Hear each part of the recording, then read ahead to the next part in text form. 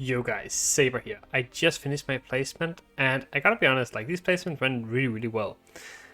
We have a record of 125 wins, 47 losses and 2 draws. That's around 75% win rate if you don't count the draws. It's pretty okay, number 9 overall.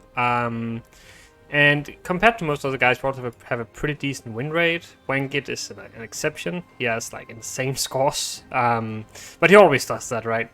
Other than that, like I'm pretty happy with where we are. So let's jump into the actually scores.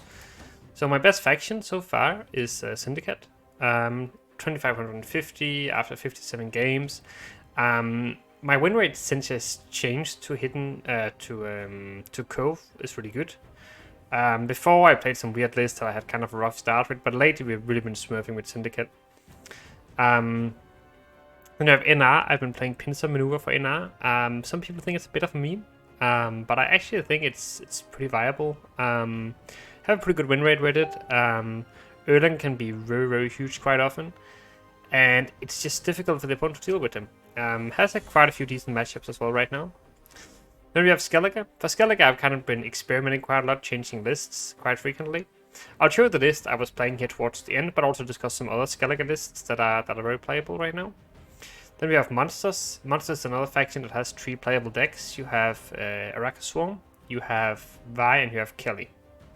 I went for Kelly because that's just my preferred one. It's also very good right now because there's lots of devotion going on in Syndicate and Skellige.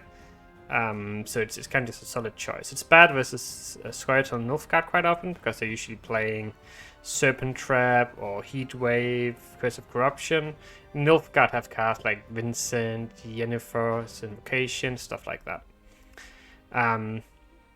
But yeah. And then finally we have Squirtle, which I haven't finished my placements with, but we had a pretty good start with it. It's just Redea Elves. Pretty solid, good into Kelly, pretty solid into most meta decks. And I think for most people, then Squirtle is going to be a better choice than probably NR will. But let's jump into the actual decks. So, first of all, we have Syndicate. Now, this is a list that Red Rain popularized, at least some variant of this. And the basic idea behind it is just that, well, Syndicate has some very strong mid-range cards. They don't really fit into Hidden Cache, they don't really fit into Line Pockets, so you just play them with Pirate's Cove. It's probably like these, it is just the strongest deck right now. You can sometimes take advantage of it being Devotion, but that's kind of the only thing you can do. Like in terms of raw points, it's just much better than everything else. And Horson also provides very good removal ranges, even if you go up against something like Kelly, because you have 9 damage removal range with this Horson. But yeah, like in comparison to the list that Red Rain started playing, we have Horson's Freak Show instead of Saul. Quite simply just to give ourselves another spender, some more control, which can be quite valuable in some situations. We're also running a one-off tax collector, which is just to provide some extra coins. It's not the greatest engine in the world, but it's just a nice track to play in 1-1 sometimes if you miss out on some of your thinning cards, for instance. But overall, this list is just very solid, and you can't really go wrong with this. And I will also be putting a link to all the lists I've been playing in the description, so you can just go in and try them out yourself, see what you think. Then let's move on to Pincer Maneuver. This is another list that I actually think that Trinet made, and then Shimiri kind of popularized it, and I made some changes myself. Let's just refresh because it's kind of bugged right now. So the basic idea here is that you, in round 1, you develop your Draug together with Adalia and the PFIs, or you go to Fender and Foltest and get a bunch of carrier into your deck. You don't want to use Foltest under the banners usually in round 1 because you just end up like winning the round anyway. Maybe if you're on Red Coin you can do it, but on Blue Coin you just want to do it on some other bronze so you get carryover for your Erland. Then round 2 you do the other combo, so if you went Foltest round 1 you want to go Adalia round 2. If you went Adalia round 1 you go Foltest round 2. And then round 3 you always have Erland. So obviously the idea is that you want to use your Pavetta to shuffle back all the Revenants, or sometimes some banners, and then you play a very big finisher with your Erland. Now, quite often what happens is that you win round 1 because you play your Foltest. The opponent doesn't want to bleed into your Foltest because you're getting 2 carry each turn. So they pass early, then you bleed with your Rorg. And then you have the option to potentially try null with the Erland. If you have a good hand, you have all your components, and it's pretty close, you can just slam your Erland, go for Pavetta, and activate, and you should probably just throw the opponent. Very strong deck, but obviously it's kind of weak to stuff like a Curse of Corruption, Erden, Igni, if you don't have Last Say. It can also be weak to White Punish when you're trying to set up your draw, if the opponent has a Gerd, a Lambert, or a Fogtail, stuff like that. Alright. Then we have Kelly. These are my last placements. And it's also just a really strong deck right now. Talked about it in the beginning. Nothing special about this list. We're running a Thor, which is kind of nice because there's a lot of poison going around in Syndicate in particular. And having a Thor just allows you to buff your cards out of poison range, really. So, like, for instance, if you have like a dash you're playing, they might poison her and be like, well, what you gonna do? You cannot use leader on her because that got changed. Well, then just play your Thorn and you're kind of fine because they can't really deal with her then. When running a single Fogtail, you could run double Fogtail, but that's not much Araka Swarm right now, so I think a single one is fine for now. Then we have the Skellige deck, and let's just refresh that. This was the list that I was really trying to make work like in the beginning of the season. And I think I made a video on it as well. I've been running like Anachat, like Geralt. Realistically, this list is not seeing a lot of play right now.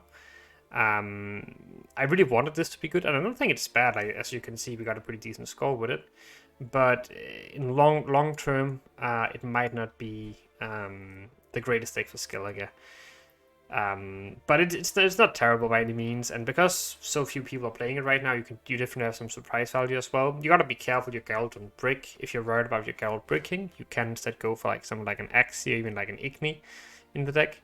The Anachat can also be kind of awkward. I was even experimenting playing Olaf in this list, which is why the deck is called Olaf right now. Olaf is a 10 for 10, but you can sometimes make him better by using Totem on him or using Quartermasters on him, making a 12 for 10 or maybe even a 14 for 10, which is all pretty decent.